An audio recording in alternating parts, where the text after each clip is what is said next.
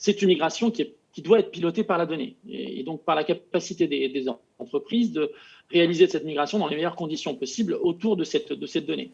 Donc le premier sujet autour de la donnée, c'est évidemment identifier en fait qui sont les contributeurs de ces données, où est-ce qu'elles se trouvent, qui en est le propriétaire et ou bien le consommateur. Et je pense que vraiment cette migration, c'est l'occasion de se poser des questions, des bonnes questions de gouvernance de la métadonnée, de se poser la question de comment est-ce qu'on peut cataloguer un peu mieux ces données critiques, mieux connaître les usages et mieux contrôler aussi la diffusion de ces données. Et cela peut être piloté par des besoins opérationnels, hein, donc tout ce qui est rationalisation, par exemple, analyse d'impact, mais également par des contraintes réglementaires. Donc on peut être obligé à être amené à se poser des questions, par exemple dans des contextes GDPR ou autres. Donc avec TIBCO, nous avons une offre justement qui s'appelle Cloud Metadata qui va permettre d'introspecter automatiquement les systèmes SAP existants et non SAP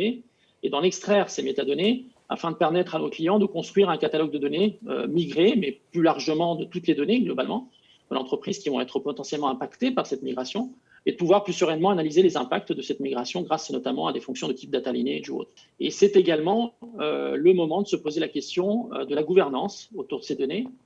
notamment autour des données dites de référence et de émettre, telles que les fournisseurs, les clients, les produits.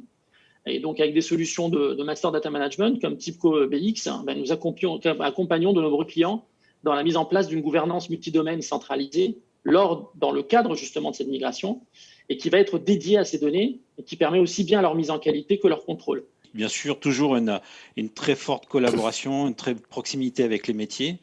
avec au maximum toujours cette connaissance, cette appétence pour les enjeux de métier, puisque un des risques classiques d'un tel projet, c'est de se reconcentrer sur la migration technique et d'oublier que derrière, nous avons un métier, des utilisateurs qui vont adopter la solution. Donc, toujours garder le contact avec les métiers et justement, dans le cas de la gestion de projet et des risques, être amené à négocier avec eux des décalages de projets, des revues de spécifications pour tenir le planning ou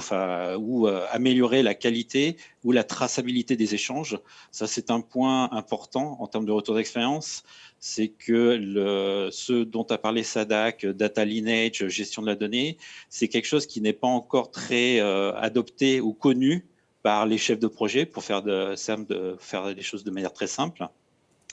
Et donc, nous les avons poussés pour introduire cet aspect-là dans leurs besoins fonctionnels. À donner la visibilité aux utilisateurs finaux de leurs données et de leurs données distribuées.